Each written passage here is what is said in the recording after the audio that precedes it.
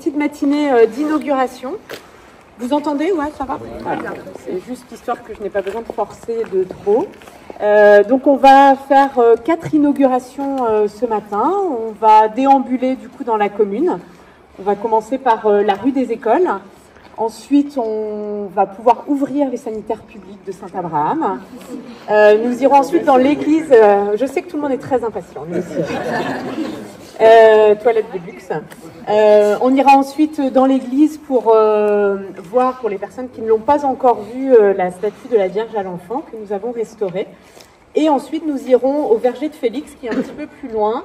Alors, voilà, verger de Félix qui n'est pas tout à fait terminé. Donc, on ne pourra pas longer et revenir à la mairie par l'étang. Donc, on reviendra par la route. Mais voilà, ça nous tenait à cœur quand même de faire aussi cette inauguration, même si on savait qu'au niveau délai, on était un petit peu chaud en timing. Et en plus, on n'a pas été gâtés par le temps ces derniers jours. Donc, ça, voilà, ça les a un petit peu empêchés de travailler comme prévu. Donc voilà, donc, je vous propose qu'on avance. On va pouvoir dérouler le ruban. Je vais donner quelques petites informations. L'idée, c'est que sur chaque projet, je vous donne quelques éléments clés, notamment financiers. Et voilà, et ensuite, juste un petit mot inaugural à la fin à la mairie.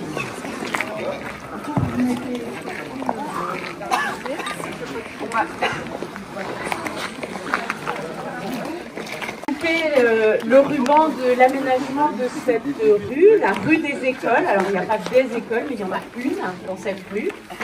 Un projet qui est terminé déjà depuis un an, mais que voilà, nous n'avons pas pris le temps d'inaugurer. Et finalement, c'est très bien de faire cette multiple inauguration. Donc un projet d'aménagement, notamment pour sécuriser cette rue. Alors toutes les rues, la circulation est particulièrement, on a comme partout, hein, des véhicules qui roulent particulièrement vite. Donc on essaye à chaque fois qu'on fait des travaux de sécuriser. C'est ce qu'on avait fait rue de l'église en mettant des ralentisseurs, la rue du Puy également. Et ici, c'était d'autant plus important que l'école étant située là, les enfants cheminent tous les jours pour venir à la cantine qui est située au-dessus de la mairie. Donc nous n'avions absolument pas de trottoir, il n'y avait rien, donc les enfants marchaient le long de la route avec des véhicules qui en fait viennent du haut ou du bas et qui des fois oublient de faire le stop. Donc voilà, des véhicules particulièrement imprudents. Donc on avait choisi de faire l'aménagement de cette rue et de travailler les aspects sécuritaires. On va descendre un petit peu quand même, parce que comme il y a du brouillard, on ne voit pas, donc on va marcher un petit peu quand même pour voir au moins l'aménagement au niveau de l'école.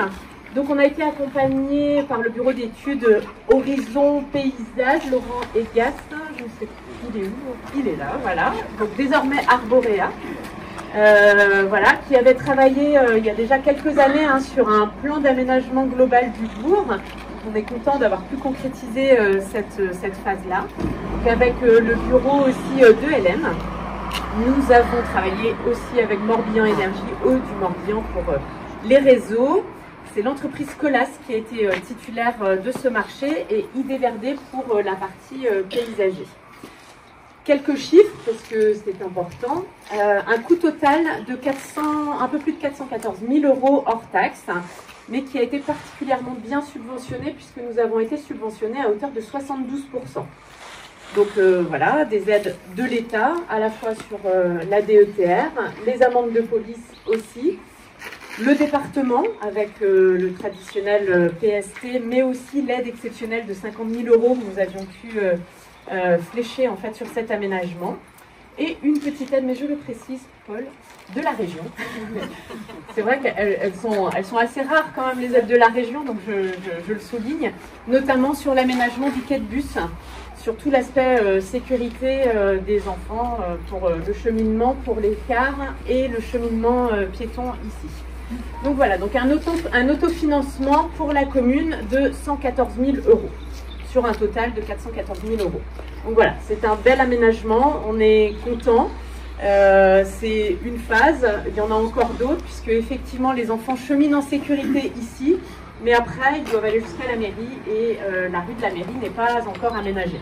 Quand on voit les prix d'aménagement, quand on voit la taille de la commune, les budgets sont proportionnels, hein, donc voilà, ce sont des investissements vraiment très importants. Donc voilà, les élus qui seront en place dans les années futures pourront s'occuper de l'aménagement de cette rue. Donc voilà, donc je vous propose, je vais inviter alors les adjoints, puisque voilà, ils suivent de près l'ensemble des travaux, on forme une petite équipe de choc. Donc voilà, donc on va pouvoir couper le ruban et je vous invite, donc Yves, Paul, je ne vais pas saluer officiellement, mais parce que j'ai prévu de le faire tout à l'heure à la mairie. Muriel, Jean-Luc et Rosane. On va pouvoir passer là. Je ne sais pas dans quel sens vous voulez le faire, comme ça, mais l'aménagement est par là, c'est pas grave. Ouais. Très bien, on va faire comme ça. Très bien. Les gens sont là. Okay. Très bien. Je prends mes ciseaux. Hop. Et les adjoints, Jérôme qui suit les travaux de près.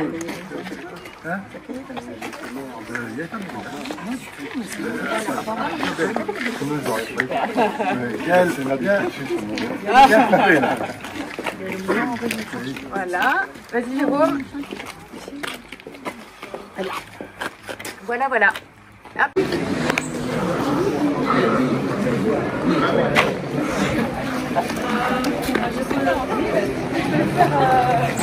À la main, si je veux, là, ça va.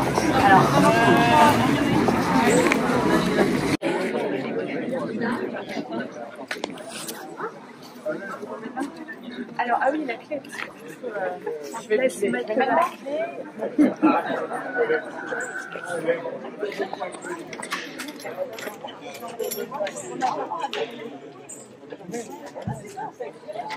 Hop, voilà. Alors, est-ce que ça fonctionne? Non, ça fonctionne pas là. Si? Non, hein.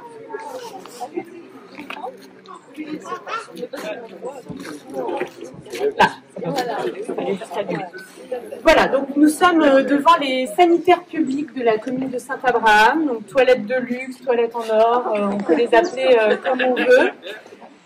Je donne juste quelques chiffres et quelques infos et je reviendrai tout à l'heure un petit peu sur cet équipement, sur cette polémique et voilà, dire quelques mots. Nous avons été accompagnés par Belinda Rio, atelier BRC, je ne la vois plus, Belinda. Ah si, elle est là. Voilà, et ton collègue NP Ingénierie. Nous avons eu plusieurs entreprises, et c'est bien parce que c'était des entreprises locales, donc Benoît Maçonnerie, JMG pour l'étanchéité, Cardinal pour les menuiseries, l'entreprise Cochet pour le carrelage, Guillerme Plomberie, Merveilleux pour l'électricité et Tréhin, un auto-entrepreneur de la commune pour la peinture. Sur le coût. Et là, on vient de terminer, donc là, on est vraiment sur les chiffres réels, facturés. Nous sommes sur un coût total de 57 806 € hors taxe, dont 37 574 € de subvention, donc subventionnés à hauteur de 65% grâce à l'État avec la DETR et le département sur le dispositif du PST. Donc un autofinancement de 20 232 € pour la commune de Saint-Abraham. Est-ce que c'est trop cher pour des sanitaires publics qui servent, j'ai envie de dire, presque quotidiennement, puisqu'on a pu s'apercevoir pendant la longue période de chantier, parce que ça a quand même été long, hein, Bénina pour un petit chantier comme ça a été long. Voilà, on s'est aperçu pendant cette période de fermeture que presque quotidiennement, il y a des gens qui venaient à la mairie pour demander où étaient les sanitaires publics. Donc ça montre bien l'utilité. Je ne vous parle pas quand il y a la fête de la musique ou le concert qu'on a fait cet été organisé par la commune, que du coup nous n'avions pas de sanitaire. Donc nous allions dans les petits sanitaires de la sacristie de l'église. Donc voilà, c'est pas non plus idéal. Juste dire sur la genèse de ce projet, c'est un vieux projet, puisque les élus qui étaient au mandat précédent, 2014-2020, c'est là qu'on a commencé à se dire il faut à tout prix qu'on fasse quelque chose, puisque les sanitaires étaient vraiment insalubres, pour ceux qui les connaissaient. C'était vraiment insalubre, non accessible aux personnes à mobilité réduite. Donc on avait commencé à faire des chiffrages, ça nous paraissait effectivement trop cher. Donc, on a étudié d'autres scénarios. On s'est dit, ben, on ferme ceci, on va en faire d'autres ailleurs. Ça coûtait plus cher. On s'est dit qu'on allait acheter un module, comme on peut trouver dans certaines communes, tout près, vous le posez, ça coûtait plus cher. On s'est aussi dit, à un moment donné, ben, on ferme et il n'y a plus de sanitaire public. Voilà. Très vite, on s'est dit, c'est absolument pas possible. On avait aussi étudié le fait d'incorporer une cabine, en fait, à l'intérieur. Enfin, bon, voilà. Donc, on est revenu à quelque chose d'artisanal, puisqu'il a fallu déconstruire, puis reconstruire. Donc, on voit bien la différence entre les pierres. Voilà. Mais en tout cas, ça reste des toilettes simples. On va pouvoir le voir. Ça a été un projet complexe parce que depuis le début, on n'a eu que des obstacles sur ce projet. Donc, on est près de la croix ici qui est classée au bâtiment de France. Voilà, on avait aussi le projet à soumettre à l'avis de l'architecte des bâtiments de France. Donc voilà, on a eu après de l'amiante qui n'avait pas été détectée, enfin que des embrouilles. Au moment où on était prêt à démarrer, tout le monde connaît Yann Jandot, qui est une personne à mobilité réduite, qui était venu, comme il l'a fait dans quasiment toutes les communes. On avait fait le tour de la commune, il m'avait mis dans le fauteuil roulant aussi pour que je puisse me rendre compte de la difficulté que c'est de naviguer en fauteuil roulant. Et là, on lui montre notre projet, on avait eu le permis, et là, il nous dit « mais non, mais ça va pas ». Ben non, ça va pas. Donc, effectivement, il nous a dit « ben non, il faut mettre une porte coulissante », puisqu'il nous a démontré qu'une porte battante, quand on est personne à mobilité réduite, ben ça le fait pas. Et puis, il nous a conseillé des aménagements aussi à l'intérieur, et notamment la table allongée. Donc, si on peut considérer que c'est ça le luxe de ces sanitaires, c'est peut-être ça, c'est d'avoir mis une table allongée qui peut servir effectivement pour changer de jeunes enfants. Mais c'est aussi et surtout parce que Yann nous disait que pour les personnes qui ont des poches, eh bien, c'est un confort d'avoir un endroit propre pour pouvoir faire leur commodité sur un espace qui est plat. Donc voilà, donc on s'est dit, ben oui, merci Yann pour cette information. Donc on a mis effectivement une table allongée. Donc Yann ne pouvait pas être présent ici, mais il reviendra puisque il a suivi aussi la polémique et du coup il souhaite venir voir les sanitaires de Saint-Abraham. Voilà, donc on va pouvoir couper le ruban.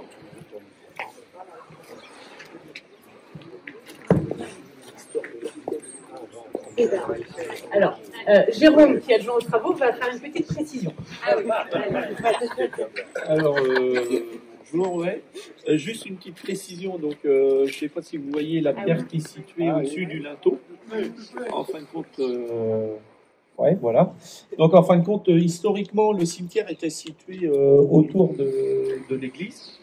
Et en fin de compte, quand il y a eu les travaux de démolition, ils ont retrouvé cette pierre-là qui composait une rosace, en fin de compte.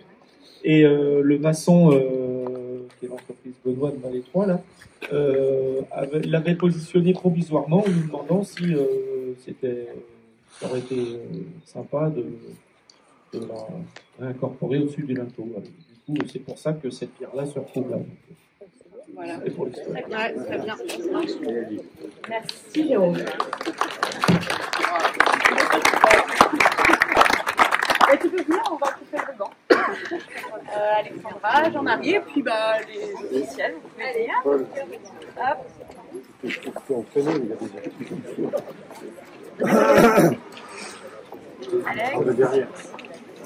Allez, je pense que vous vivez un grand moment quand même. Hein.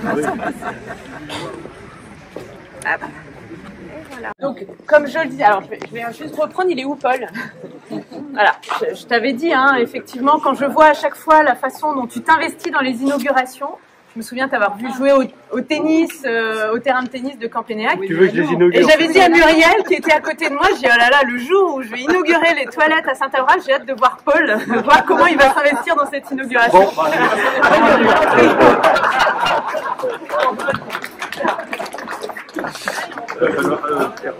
durer le plaisir que tout. Voilà, c'est propre, mais c'est simple. Hein, non, ben non, voilà.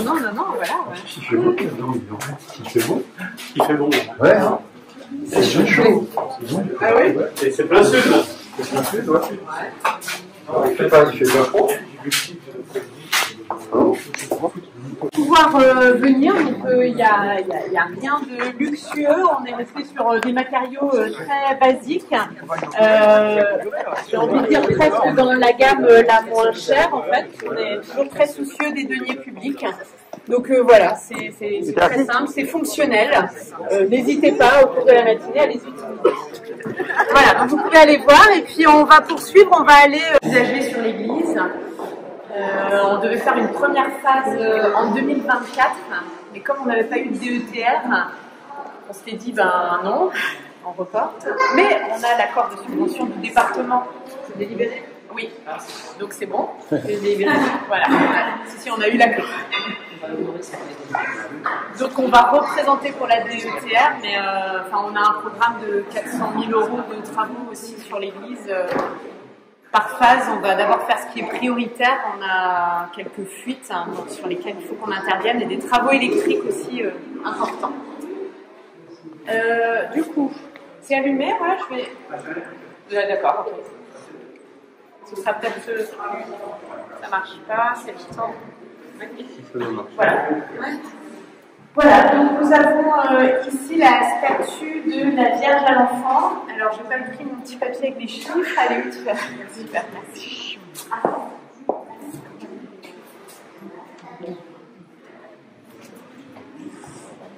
Que je ne raconte pas.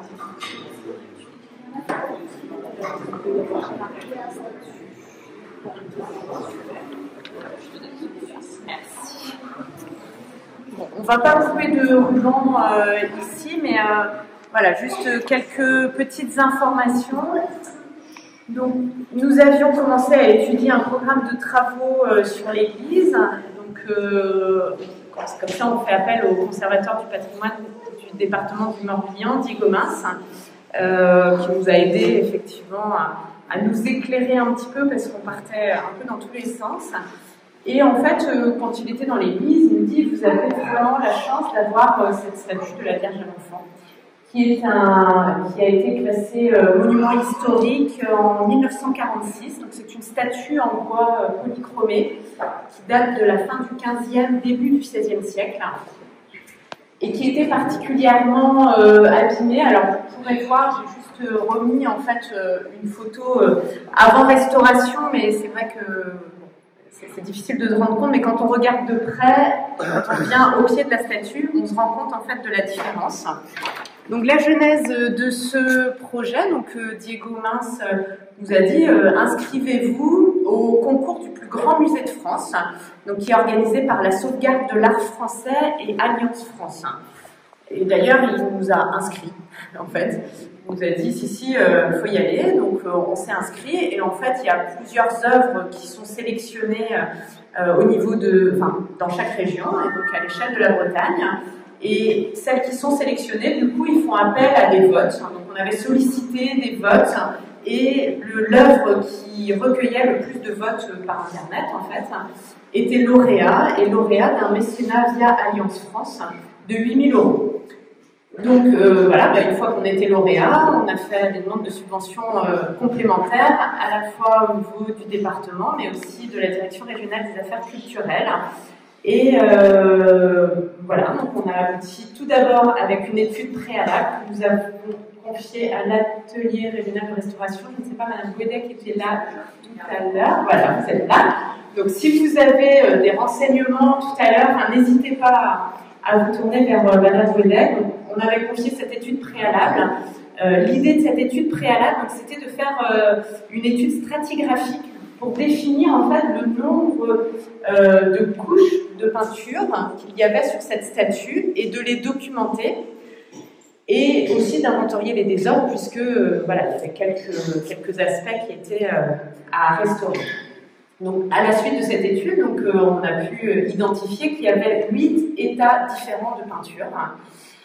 Et avec Diego Mince et Madame Lemardélé, en fait, nous avons choisi en fait de revenir au deuxième état, pas à l'état initial, puisqu'il y avait quelques doutes sur le premier état, mais nous sommes revenus au deuxième état de la statue. Donc vous avez, on peut faire circuler, mais vous avez en fait cette infographie là où vous avez les différents états. Donc le dernier, c'est celui dans lequel elle était quand elle est partie de l'église. Et donc nous sommes revenus donc au deuxième état, sachant qu'au fil de la restauration, donc, puisque nous avons confié ensuite la restauration à nouveau à l'atelier régional de restauration à Lignan, il y a eu des choses qui sont apparues, et notamment les hermines qui n'avaient pas pu être soupçonnées lors de l'étude préalable. Donc ça a été une vraie découverte. Donc voilà, on a eu Madame Cusson qui a fait cette restauration, qui a passé plus de 500 heures, je crois, à la restauration. Est venue pour les Journées européennes du patrimoine et nous a décrit l'ensemble de son travail. C'est un travail passionnant. Je te vois, Paul, mais pour les personnes qui sont passionnées d'histoire, et là, c'est un travail de minutie, c'est formidable. Nous sommes très heureux de cette restauration. Je fais passer les différents états. Hop, si vous pouvez faire circuler. Restauration, donc 29 108 € hors taxe. Donc, nous avons été subventionnés donc, par la DRAC, par le département, par la Fondation de la sauvegarde de l'art français via Alliance France, avec ce mécénat de 8 000 €. Et nous avons eu aussi un don anonyme. Et c'est une opération assez rare, puisque normalement c'est pas possible en collectivité, mais du fait d'avoir du mécénat et des dons anonymes, en fait c'est une opération blanche pour la commune. C'est-à-dire que ça n'a absolument pas coûté pour la commune, tout compris l'étude préalable et la restauration. Donc voilà, une enveloppe globale d'un peu plus de 29 000 €, mais voilà, qui a permis en tout cas de retrouver une statue dans son état presque initial. Produit par l'atelier régional que vous pourrez flasher et qui va renvoyer en fait vers toutes les étapes de restauration de la statue. Voilà, donc vous pouvez venir l'observer et revenir bien sûr. Alors Diego Main, c'est l'avantage. Très professionnel et qu'il a déjà identifié d'autres potentielles statues pour lesquelles nous pourrions lancer des restaurations. Voilà, sauf que ce ne sera pas beaucoup de travaux à engager sur l'église, donc on va prioriser et étaler cela dans le temps. Donc là, nous sommes sur la parcelle du verger de Félix, une parcelle que la commune a achetée assez récemment. Ça s'appelle Félix puisque le propriétaire originaire de cette parcelle s'appelait Félix. Donc nous avons, avec son fils qui nous l'a vendu, voilà, c'était un petit accord entre nous. Il nous avait demandé si on pouvait la dénommer et garder en fait le prénom Félix dans la dénomination. Donc le verger de Félix. Alors c'est pas encore terminé le chantier. C'est vrai qu'on n'a pas eu de chance avec les conditions météo. Mais voilà, globalement, le gros est fait, mais c'est vrai qu'on avait prévu ensuite de déambuler et d'aller vers l'étang, mais voilà, par là-bas, c'est pas praticable, donc on va ensuite remonter et descendre à la mairie. Donc cette parcelle, donc une aire de loisirs, comme vous le voyez, avec des structures de jeux pour enfants, nous n'en avions pas sur la commune. Et surtout, nous avions un terrain de pétanque qui était dans l'autre sens et près de l'étang, et nous avons des joueurs de pétanque qui nous disaient un terrain c'est pas suffisant quand on vient le jeudi après-midi, donc voilà, on avait bien pris conscience de ça, et ensuite donc il y a eu l'acquisition de cette parcelle et on s'était dit les terrains de pétanque seront bien mieux ici. Donc nous avons désormais 2 terrains de pétanque avec des bancs autour, avec une table de pique-nique également. Des petits jardins pédagogiques aussi, et bien sûr l'ensemble sera végétalisé. Alors ce sera fait prochainement, mais d'ici la fin de l'année. Donc nous avons également été accompagnés par Laurent Egas, Arborea, et les entreprises à qui nous avons confié la réalisation. Donc c'est Golf Bois de Landévent, et pour les structures de jeu c'est Calicipé. Donc voilà, nous sommes contents que les enfants puissent bénéficier de ces petites structures. Et puis, donc, il y a une ouverture sur l'étang. Donc, voilà, c'est une belle zone de loisirs.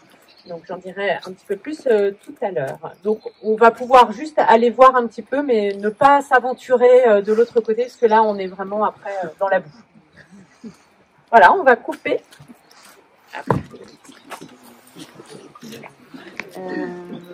Est-ce que tu peux juste... Oui. on est toujours invité à l'écouter. Venez, venez, venez. Et Jérôme? On enlève l'enceinte. Vous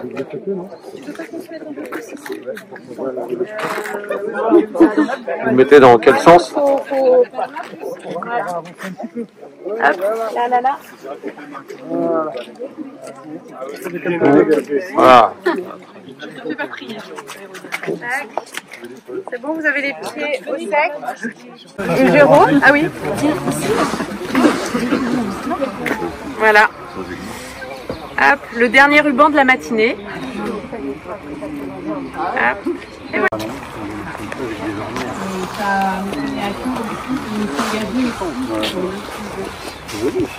Voilà, on va pouvoir fait que j'ai donné les décisions, il faut couper les rubans pour que les enfants puissent désormais. Oui, non, tout à l'heure, j'ai coupé les valises pour dire aux enfants, ça y est, ils peuvent y aller.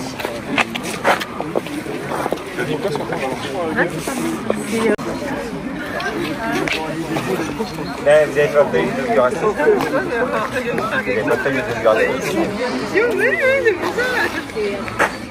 Clôturer cette petite déambulation par un petit discours officiel. Et puis aussi, les personnalités ici présentes vont pouvoir prendre la parole. J'excuse monsieur le préfet, monsieur le secrétaire général qui n'était pas disponible pour cette inauguration. Je salue très officiellement cette fois madame la sénatrice Muriel Jourda, monsieur le sénateur Yves Blenven, monsieur le député Paul Molac, il est venu, il est là. Madame la conseillère départementale représentant David Lapartien, Rosanne Guégan, monsieur le président de la communauté de communes, Jean-Luc Bléaire, mes chers collègues maires du territoire, nos deux maires honoraires, Jean-Yves et Daniel. Je vois Daniel, Jean-Yves, je ne le vois plus, j'ai la chance d'avoir deux maires honoraires. Ah oui, je ne te voyais pas. Merci à vous d'être toujours présents. Mesdames et messieurs les élus, mesdames et messieurs, chers habitants, chers amis. C'est vraiment une immense joie, une grande fierté aussi de vous accueillir aujourd'hui avec l'ensemble des membres du conseil municipal qui d'ailleurs pourraient venir à mes côtés, les élus. Je vois Clarisse qui me choisit. Ce serait bien parce que c'est un travail collectif. Il en manque.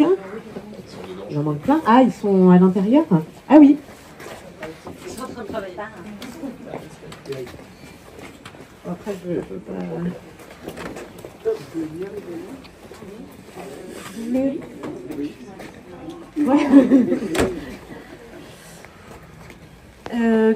Voilà, donc je disais qu'avec l'ensemble des membres du conseil municipal, nous étions très heureux de pouvoir vous accueillir sur notre belle commune de Saint-Abraham, donc pour l'inauguration de ces 4 projets communaux qui nous ont bien occupés ces derniers mois et qui, je le crois, j'en suis sûre même, marquent une étape importante dans l'amélioration du cadre de vie des Abramaises et Abramais.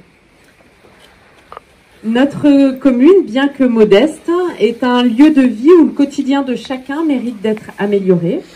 Il est donc essentiel que chaque action menée, aussi modeste soit-elle, ait un impact concret sur le bien-être de tous.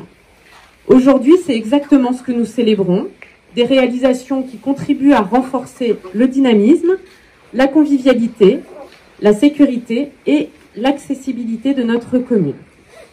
Lors de cette petite déambulation matinale, donc je vous ai transmis quelques informations sur le contexte, les éléments financiers, citer les partenaires, mais par contre j'ai oublié de le faire pour le verger de Félix, hein, alors qu'on m'avait bien donné mon petit mot en amont, mais donc pour l'aménagement du verger de Félix, c'est un coût total de 94 687 € hors taxe, et nous avons eu uniquement l'aide du département, 23 672 €, donc 25%, qui correspond à notre taux du PST. Donc un autofinancement pour la commune de 71 000 €. Voilà. Donc j'ai donné les éléments financiers, j'ai cité les partenaires et les entreprises qui ont contribué donc à cette concrétisation, et ceci afin d'alléger mon propos inaugural et de façon à pouvoir laisser aussi à chacune des personnalités présentes de pouvoir dire un petit mot. sur l'aménagement de la rue des Écoles. Donc voilà, le premier projet que nous avons inauguré ce matin. Cette rue qui est au cœur de la vie de notre commune méritait d'être réhabilitée de façon à garantir la sécurité de tous, à la fois les piétons, les automobilistes, mais aussi et surtout celle de nos écoliers. Nous avons effacé les réseaux, créé le trottoir et les accotements, sécurisé ce qu'on appelle le quai de bus, optimisé la circulation, mis en place un éclairage moderne mais simple et végétalisé la rue. Donc, les enfants peuvent désormais cheminer en sécurité lorsqu'ils viennent donc, à la cantine au-dessus de la mairie ou alors à la bibliothèque. Alors, du moins sur une grande partie du trajet, c'est ce que je vous disais, puisque effectivement ici, il y aurait l'aménagement de la rue de la mairie à faire. Un vaste futur chantier en perspective. Ce projet d'aménagement témoigne de la volonté des élus de rendre la commune plus accueillante et plus agréable à vivre, et je crois que c'est plutôt réussi. Ensuite, la rénovation et la mise en accessibilité des sanitaires publics. Que dire de plus sur ce projet? Celui qui nous a valu de défrayer la chronique nationale, partant d'une lettre anonyme envoyée à la presse, dont le Canard enchaîné, afin de dénoncer le coût exorbitant de ce projet. S'en sont suivis un défilé de personnes extérieures à la commune, venant prendre en photo les toilettes dont le chantier n'était même pas commencé. Au moins, ça permettait de constater que les toilettes étaient insalubres. Un défilé aussi de journalistes avec des articles sous différentes formes et de diverses qualités, mais aussi et surtout un déferlement de haine sur les réseaux, puisque ce petit article, parce que c'était un petit article sur le Canard enchaîné, a été repris par différents médias et relayé de façon assez massive sur Twitter notamment. Malgré les mises en garde, notamment celle de mes enfants qui m'avaient dit de ne surtout pas aller voir, au bout de quelques jours, quand même, j'y suis allée. Quel triste constat de voir cet acharnement général contre les élus locaux, d'une façon générale, contre les fonctionnaires aussi, contre les communes, et globalement, contre la France en général. Bref, j'ai largement pu m'exprimer sur cette polémique stérile, mais qui a profondément blessé les élus que nous sommes, nous qui veillons quotidiennement à ce que notre action soit conduite par l'unique intérêt général, et vraiment uniquement cela. Donc je confirme que le maçon n'est ni mon père, ni mon frère, ni mon amant, que j'ai pas construit de piscine dans mon jardin, que j'ai pas fait non plus construire une maison pour un de mes enfants, je n'ai pas détourné d'argent public, les agents communaux ne s'en sont pas mis plein les poches non plus. Et pour répondre à la question du dénonciateur anonyme qui terminait sa dénonciation en demandant si le papier toilette à ce prix-là est offert, je réponds que oui, le papier toilette est offert et le savon également. D'accord, très bien. Donc en ces temps où l'inclusivité est plus que jamais une priorité, nous avons souhaité que chaque habitant, chaque visiteur, quelle que soit sa mobilité, puisse accéder facilement aux sanitaires publics. Il s'agit là d'une démarche qui place l'humain au cœur de nos préoccupations.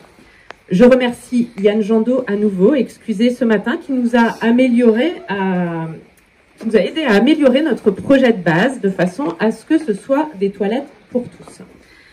C'est certainement le projet le plus long que nous ayons mené et que je suis vraiment particulièrement heureuse de voir terminer, vu tous les obstacles que nous avons franchis depuis la genèse du projet. Je peux parler vraiment de véritable soulagement de voir ce chantier clos, ou presque, hein, on est au bout là. Et quand bien même notre action a été fortement critiquée, nous sommes fiers d'avoir sur Saint-Abraham des toilettes dignes de ce nom, même si le prix au mètre carré est supérieur au mètre carré des Champs-Élysées. Vous avez pu le constater qu'il ne s'agit pas de toilettes de luxe. Et d'ailleurs, sauf erreur de ma part, je ne crois pas qu'il y ait de sanitaire public sur les Champs-Élysées. Donc, nous mettons notre expertise en rénovation sanitaire à disposition de Madame le maire de Paris. Il y a des sanitaires payants. Voilà pour ce chantier des sanitaires publics. Nous sommes aussi également donc, très attachés à notre patrimoine, en l'occurrence au patrimoine cultuel. Et c'est pourquoi la rénovation de la statue de la Vierge à l'Enfant dans notre église est une réalisation dont nous sommes particulièrement fiers, d'autant plus que, comme je le disais tout à l'heure, avec le mécénat de Alliance France via la sauvegarde de l'art français et le don anonyme que nous avons reçu, cette opération est une opération blanche pour la commune. Je remercie sincèrement Diego Mins, les conseillères départementales pourront lui transmettre, conservateur du patrimoine au département du Morbihan, qui nous a encouragés vivement dans cette démarche de restauration, et il a eu raison. Cette statue, symbole de notre héritage spirituel et culturel, classée monument historique, est un repère pour notre communauté depuis bien des générations. Il est donc naturel que nous lui redonnions l'éclat qu'elle mérite, en préservant ainsi une partie de notre mémoire collective. Parmi les projets très attendus, alors pas autant que celui des toilettes, mais quand même, nous avons terminé la déambulation donc, par l'aménagement de l'aire de loisirs du Verger de Félix. Cette petite aire de jeu avec ses structures pour enfants, ses terrains de pétanque et ses jardins pédagogiques est pensée comme un vrai lieu de rassemblement, de détente et de partage pour les familles, les enfants, mais aussi pour nos aînés. Car au-delà de l'amusement pour les plus jeunes, ces espaces intergénérationnels contribuent à tisser du lien social, à renforcer ce qui fait la force de Saint-Abraham, à savoir la solidarité et le bien vivre ensemble. Tous ces projets n'auraient pas pu voir le jour sans le soutien précieux, notamment financier, des différents partenaires institutionnels, le département, l'État et la région, dans une moindre mesure, mais je le souligne quand même. Et on aura l'occasion, j'espère, courant 2025, d'inaugurer le projet de la passerelle de l'année, qui a un fort soutien de la région. Donc voilà, on donnera rendez-vous à l'été prochain. Et bien sûr, grâce à l'implication forte de l'ensemble des élus municipaux que je tiens à remercier, vous tous qui avez participé à cette dynamique, je vous remercie sincèrement. Et des remerciements très appuyés à Jean-Marie, Jérôme et Alexandra, mes 3 adjoints qui sont quotidiennement au cœur du réacteur. Votre aide à tous les 3 est précieuse et complémentaire. Merci également à Denis, je ne sais pas où il est là. Merci Denis, notre agent technique qui s'occupe seul de l'entretien de toute la commune. Il n'a pas ménagé ses efforts cette semaine pour préparer cette matinée. Vraiment, merci à toi, Denis. On sait qu'on peut compter sur toi. Un grand merci aussi à Marion. Elle n'est pas présente ce matin, mais notre secrétaire générale de mairie pour son excellent suivi administratif et comptable de ses projets. Sa rigueur administrative est souvent soulignée par nos partenaires. Donc, un grand merci, Marion. Donc ensemble, nous avons prouvé que même dans une petite commune comme la nôtre, parce que oui, nous sommes une petite commune, je sais que Jean-Marie n'aime pas quand on dit petite commune, mais c'est le cas malgré tout, nous pouvons réaliser de grandes choses. C'est le fruit d'un travail collectif, de concertation, d'idées partagées et d'une volonté commune de faire avancer notre commune. Je tiens également à remercier chaleureusement les bureaux d'études qui nous accompagnent, les entreprises locales et tous les acteurs qui ont contribué à la réalisation de ces projets. Leur expertise, leur dévouement et leur professionnalisme ont été essentiels pour mener à bien ces travaux. Sur ces 4 projets, c'est 710 000 € d'investissement public local sur 18 mois. Nous allons lancer l'aménagement d'un lotissement en début d'année pour environ 400 000 €. La construction de la passerelle de l'année, je l'évoquais donc au printemps prochain avec la commune de Saint-Marcel, 500 000 €. Juste ces quelques chiffres pour démontrer que l'investissement réalisé par les collectivités locales, même les plus petites communes, preuve en est, c'est un investissement majeur dédié aux services publics. Et que si nous pouvons investir, c'est aussi grâce à une bonne gestion de nos ressources. Alors, je laisserai nos parlementaires en dire un petit mot, mais dans ce contexte financier alarmant, il est particulièrement difficile d'entendre que les collectivités locales sont tenues pour responsables. Nous savons que nous allons vivre des années difficiles, que les aides publiques pour nos futurs projets se feront beaucoup plus rares. Nous ferons probablement moins vite, mais nous ferons. Car derrière, c'est toute une économie locale qu'il faut encourager et préserver. Donc, restons optimistes. Voilà, chers Abramaises et Abramais, cette inauguration est avant tout la vôtre. Ces infrastructures, ces aménagements sont là pour vous. J'espère qu'ils amélioreront votre quotidien, que vous en prendrez soin aussi et qu'ils continueront à renforcer ce lien si précieux qui nous unit et qui fait de Saint-Abraham une commune dans laquelle il fait bon vivre. Encore merci à toutes et tous pour votre présence ce matin. Sans que les discours soient trop longs, on a déjà fait une longue déambulation. Jean-Luc, j'invite à nous dire un petit mot. Merci Gaëlle, Madame la maire et ma chère collègue vice-présidente à mes côtés à la communauté de communes. Bonjour à tous, je vais pas reprendre les civilités parce que ça a déjà été fait très bien. Et puis pour ne pas être trop long, je regardais l'invitation et je me disais que c'était vraiment une inauguration très éclectique. Mais c'est aussi à la mesure et à la dimension de ce que font les collectivités. Je regardais la rue des Écoles, sécurité, aménagement urbain, donc c'est une compétence des communes. Le verger de Félix, tu l'as dit tout à l'heure, ça participe aussi de l'amélioration du cadre de vie, donc c'est aussi dans nos compétences.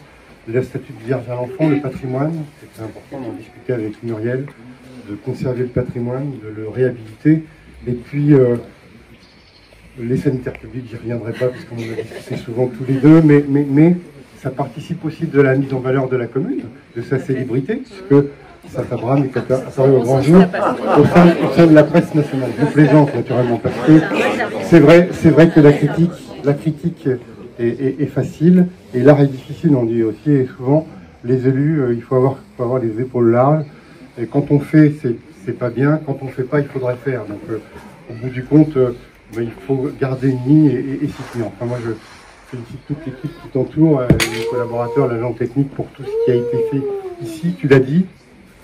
La commune ne peut investir que proportionnellement à ses capacités et à son budget, mais plus de 700 000 €. Il faut saluer aussi l'intervention des différents partenaires parce que c'est important qu'on ait ce soutien. Et puis pour rebondir aussi sur ce que tu disais, c'est vrai que on va nous mettre en difficulté, donc on m'adresse aussi aux parlementaires, plus de 60% de l'investissement public est fait par les collectivités, mais pas que les grandes, hein, les petites, la preuve, aujourd'hui.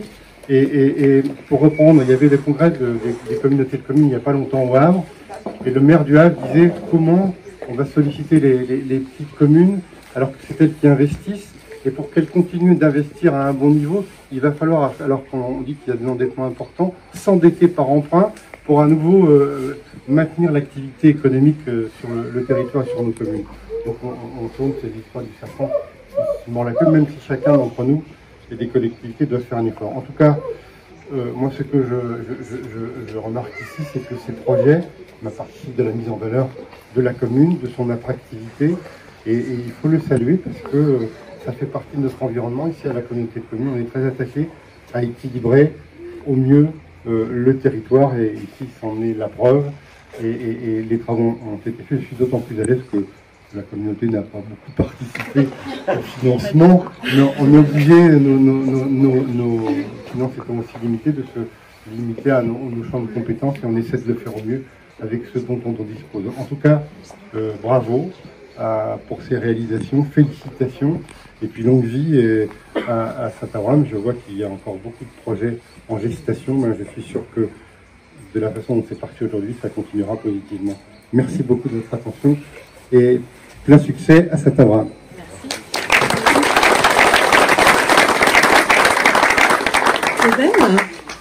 Je ne l'ai pas dit tout à l'heure, mais j'avais quand même invité le journaliste du Canard enchaîné, qui m'a répondu qu'il ne pouvait pas être présent, mais qu'il aurait aimé être présent et qu'il reviendra sur la commune pour voir les sanitaires.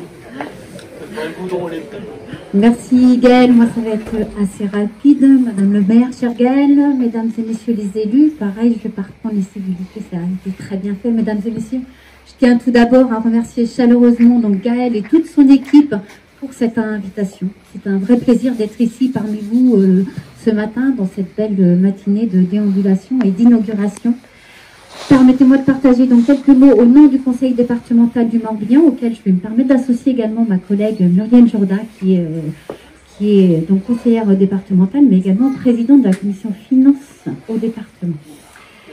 Je vous apporte des salutations sincères du président David Lapartien, fortement engagé pour nos communes morbihanaises. Il m'a confié le privilège de le représenter aujourd'hui. Depuis de nombreuses années, le département du Morbihan soutient les projets des communes, des projets essentiels qui façonnent la qualité de vie et l'attractivité de nos communes. Chaque année, nous soutenons financièrement de nombreux équipements publics, restaurants scolaires, salles polyvalentes, équipements sportifs, mais également de la voirie, comme on peut le voir à Saint-Abraham, rénovation de mairies, de centres-bourgs, tout ce qui fait notre cadre de vie. Malheureusement, comme Gaël a évoqué tout à l'heure, la situation budgétaire est un petit peu tendue et c'est le cas également pour le département du Morbihan. Vous avez pu voir dans la presse l'intervention du président Lapartien sur notamment le soutien aux collectivités territoriales qui va être un des sujets du débat d'orientation budgétaire du mois de novembre avec justement, on envisage de suspendre ou mettre à l'arrêt pour quelque temps et non supprimer nos dispositifs d'aide avec cette volonté de pouvoir les réactiver dès que cela sera possible, dès que la situation financière le permettra. Mais je me reviens à Saint-Abraham, bravo pour votre engagement, pour l'embellissement de la commune, mais il y a toute cette volonté de vouloir accentuer la convivialité, le bien vivre, l'accessibilité, c'est important, l'inclusion, et puis toute cette notion de sécurité. Donc effectivement, le département du Morbihan est intervenu. Je ne vais pas revenir sur le montant des aides, ça a déjà été très bien fait par Gaël. Et puis aussi cette statue de la Vierge à l'enfant, où l'une des compétences du département du Morbihan, c'est cette notion, cette volonté de valoriser notre patrimoine qui est importante. Ça, ce sont nos racines, il ne faut pas les oublier. Donc on a également accompagné Saint-Abraham en ce sens. Je vais conclure. Je tiens vraiment à féliciter chacun de vous, Gaël, mais également toute ton équipe. Je vois que tu es très bien accompagné. Et également les acteurs, les entrepreneurs qui ont pu contribuer à cette belle réalisation. Bravo à l'équipe municipale pour la concrétisation des projets donc, qui ont allié sécurité, convivialité, et je l'ai déjà dit, je ne vais pas revenir sur toute cette notion de bien vivre ensemble qui est importante de nos jours. Merci à tous et bravo pour cette belle dynamique au service de votre belle commune de Saint-Abraham.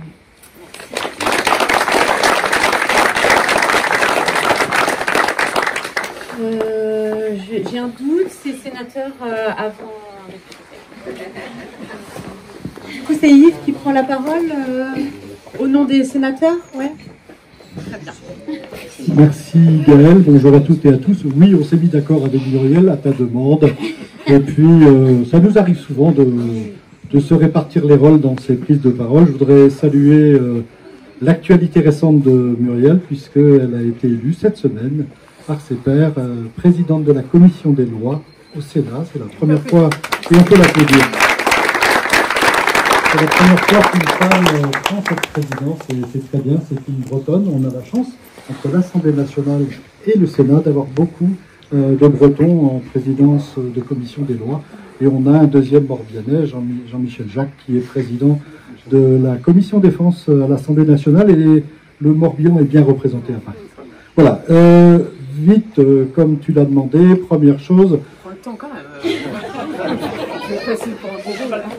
Non, mais je pense que tu nous fais aujourd'hui 4 inaugurations, mais tu nous fais 3 démonstrations. La première démonstration, c'est, même si certains n'aiment pas l'appellation petite commune, n'empêche qu'on est dans une petite commune avec des petits moyens.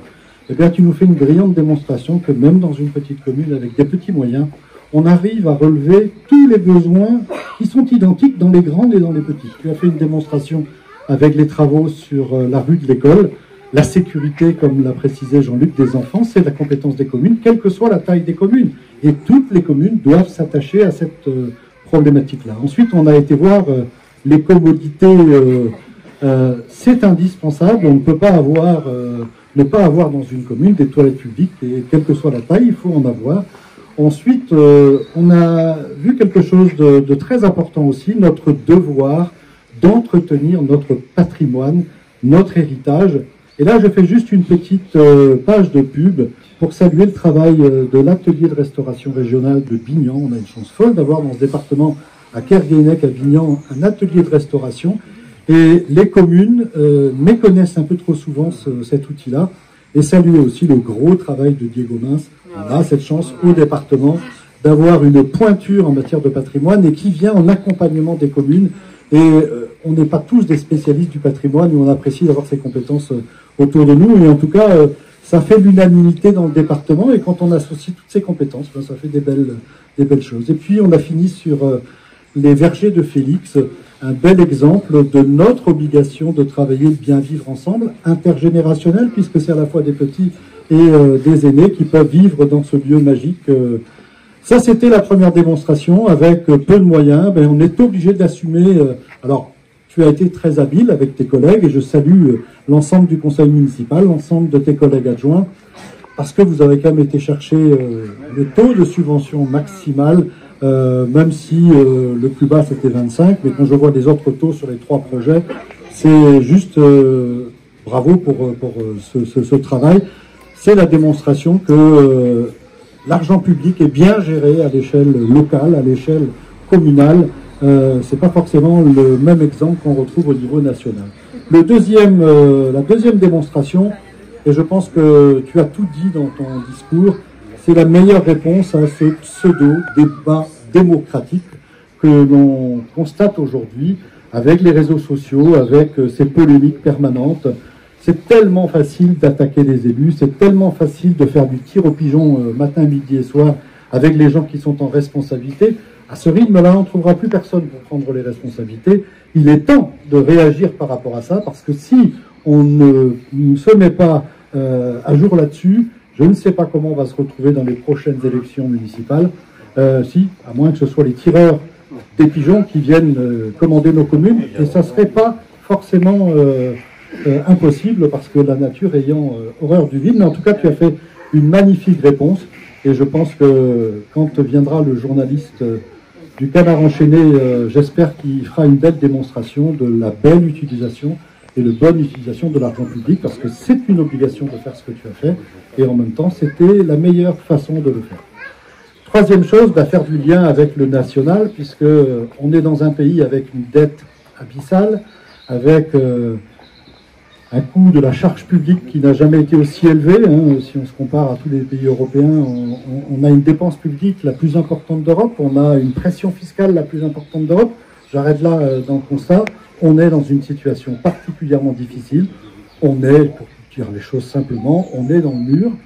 Et pour sortir de cette situation, il y a plusieurs hypothèses. D'un côté, il y a l'hypothèse de faire de la réforme structurelle de ce pays, parce que ce pays a besoin de réformes structurelles.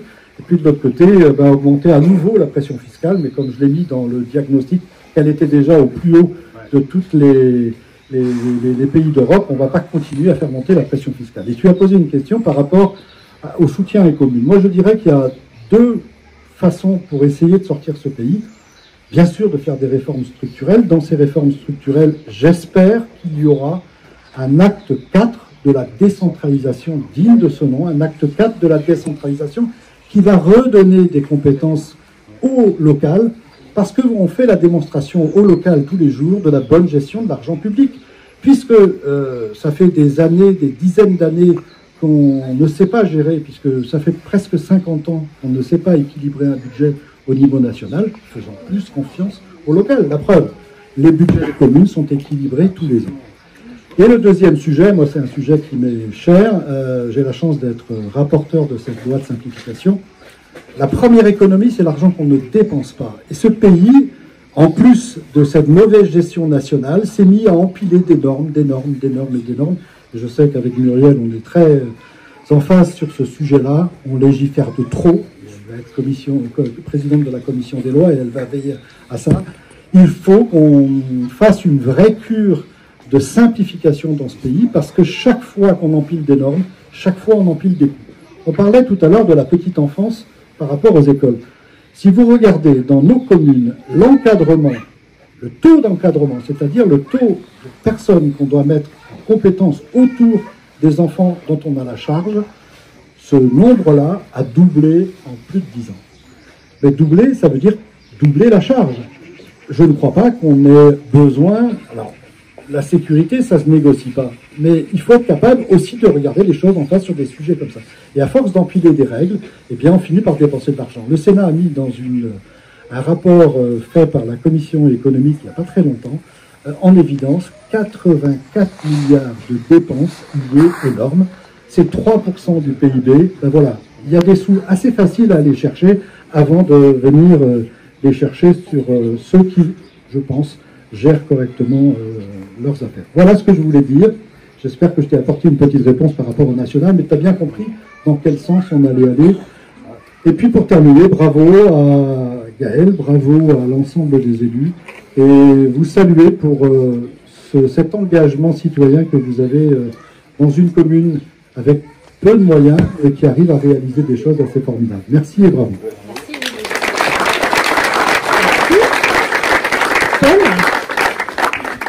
Avec ta casquette de conseiller régional et député. Voilà, une double casquette. Donc, alors effectivement, les compétences de la région ne sont pas la solidarité territoriale. Ça, c'est le département. Donc, il le fait bien. J'ai déjà eu l'occasion de le dire. Et donc, la région n'a pas la même politique parce que tout simplement, pas les mêmes compétences de par la loi. Par contre, sur certains aspects, tourisme par exemple, c'est pour ça que la passerelle de l'année, effectivement, on y participera. Quelquefois sur des affaires de patrimoine aussi. Je vous dis ça parce que c'est possible aussi. Mais c'est vrai que dans le bien vivre que l'on a, ça n'a rien à voir par rapport à ce que fait le département. Alors, ceci étant dit, le bien vivre même, c'est de l'argent qu'on donne aux communes, effectivement, et c'est une décision du président actuel. Je crois le fait qu'il ait été maire d'une ville pas très très importante, Liffré, certainement ça lui donne une appétence par rapport à tout ce qui est tout ce que sont les mairies et les choses locales, puisque d'abord ça a été un élu local. Et donc, comme on le disait, petite commune, mais parfois grands embêtements, parce que finalement, souvent le premier magistrat alors je pense qu'elle délègue, hein, mais tout le monde derrière. En fait, il n'y a pas des services qui gèrent un tas de choses tout seuls. C'est-à-dire que c'est les élus qui gèrent les choses véritablement, dont je dis quand même quelque chose, parce qu'on dit oui, les élus, et magnagna, et la plupart des gens du conseil municipal ne sont pas payés. Il faut quand même le souligner, parce qu'on dit en France, oui, il y a trop d'élus, mais on oublie de dire qu'il n'y en a qu'une partie qui sont payés, et ça veut dire qu'il y en a plein qui travaillent sur leur temps libre pour rien. Ça permet de relativiser un certain nombre de choses que j'entends. Bravo pour la réalisation, alors en particulier à l'école, puisque je connais bien une ancienne directrice de l'école. Pour l'église aussi, parce que c'est une des plus belles qu'on ait dans le coin. Avec en particulier tout le mobilier qui est à l'intérieur, les retables sont vraiment de première beauté. Donc, alors vous avez rénové la statue, effectivement, elle est superbe. Bravo à tout le monde. Et ça, comme on dit quelquefois, quand on sait d'où on vient, on sait aussi où on va. Et je crains que dans le monde qui est le nôtre, certains ne savent pas d'où ils viennent, mais ils ne savent surtout pas où ils vont.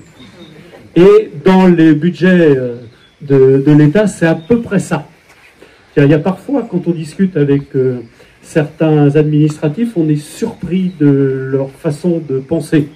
Par exemple, quelqu'un qui nous expliquait qu'il voulait enlever une chose et que ça ferait moins de bénéfices, c'est pour les agriculteurs, et que donc il payerait moins d'impôts, c'était un avantage. Je dois avouer que quand j'ai entendu ça, je me suis dit, tiens, il y a du boulot, hein. C'est pas gagné. Donc, tu as souligné tout à fait le fait que l'État est impécunieux, il ne sait pas gérer son budget. Ce n'est pas le cas des collectivités locales. Alors c'est vrai que la loi les oblige à ne pas avoir de recours à l'emprunt pour leur fonctionnement. Je crois que si l'État avait la même chose, je crois que ça irait déjà beaucoup mieux. Ça, c'est la première chose. La deuxième, c'est qu'ils devraient assumer. Or, ils n'assument pas. Effectivement, quand ils ont osé dire que c'était les collectivités locales, alors je pense qu'il y a un certain nombre de ministres qui ont dû en entendre, y compris au Sénat, mais à l'Assemblée nationale aussi, parce qu'il y avait Madame Vautrin qui est chargée de partenariat avec les collectivités locales, Je lui ai dit que, un, elle faisait la poche des élus locaux et que de deux, c'était quand même fort de café de mettre le déficit sur le dos des collectivités locales qui, elles, n'ont pas de déficit ou très peu, simplement pour leur investissement. Donc ça, c'était vraiment quelque chose d'absolument insupportable. Et puis, je pense comme Yves, et je pense comme beaucoup d'élus, qu'en fait, les élus locaux ont une façon de gérer et un rapport à l'intérêt général qui n'est pas le même que quand on a des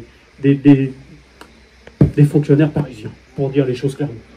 Et que donc, on a, sur la réglementation, je partage totalement, et je dis que ce sont ceux qui font la réglementation qui doivent aussi l'appliquer.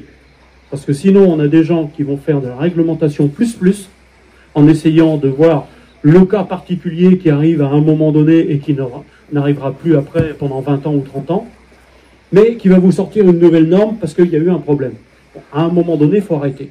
Il faut arrêter aussi de prendre les gens parfois pour des imbéciles. La responsabilité, c'est aussi pour les citoyens. Quand je vois, par exemple, il y a un trou, par exemple, ou quelque chose, et quelqu'un tombe. Il a vu le trou. Alors moi, je ne sais pas si quand je vois un trou comme ça, je fais attention. Ben non, et il se retourne contre la mairie en disant « Ah oui, la mairie n'a pas signalé ». Bon, il y a un moment donné où les citoyens doivent être responsables. La puissance publique ne pourra jamais tout. Il faut quand même se mettre ça dans la tête. Ou alors, à un prix exorbitant, et ça veut dire que ce sont vos impôts qui payeront. Hein. Parce que, quelque part, on peut tout faire, effectivement, mais alors, à quel prix ? C'est ça qu'il faut... Et je pense que là, on est arrivé à un point où, avec la réglementation, il faut arrêter. Il faut arrêter, il faut simplifier. Alors, c'est hyper compliqué, hein, parce que quand je vois, et j'en ai parlé dans la commission des lois, puisque moi, j'en fais partie aussi, mais à l'Assemblée nationale, et j'en ai parlé avec le ministre Kasbarian en lui disant que ça suffisait, et il était d'accord avec moi. Alors, ce que j'espère, effectivement, c'est que le pouvoir réglementaire soit de plus en plus donné aux élus locaux, qui vont l'appliquer, et quand il y a des choses qui vraiment, ils s'apercevront que bon, c'est impossible, et que, eh bien, ça simplifiera. Parce qu'autrement, je ne crois pas qu'à Paris, ils simplifieront quoi que ce soit. Enfin, je vous le dis, hein, c'est que quand je vois ma petite expérience de parlementaire maintenant, on ne fait que complexifier, avec parfois des lois où il y a plus de réglementaires que de lois. Je vais vous expliquer la différence. La loi, c'est des grands principes. Après, l'application du principe, c'est la réglementation qu'on écrit, c'est comment on va appliquer le principe. Et ceux qui appliquent ne sont pas ceux qui expliquent comment le faire. Vous trouvez ça normal? C'est comme si finalement, enfin bon, il y a des choses comme ça qui amènent aujourd'hui dans la situation dans laquelle on est, où effectivement il y a des milliards qui sont dépensés pour quasiment rien. Alors ça, c'est une conviction profonde que j'avais déjà avant d'être député, qu'il fallait donner le pouvoir aux élus locaux. Bon, alors maintenant, je suis plus que convaincu. Voilà, en tout cas, bravo pour cet aménagement, Gaël. On apprécie par rapport à ton engagement, parce qu'on le voit aussi à la communauté de communes, on le voit aussi au Pays de Ploermel, et on sait que tu es engagé, que tu es volontaire. Et donc, toutes mes félicitations à la grande mère de Saint-Abraham et à son équipe municipale.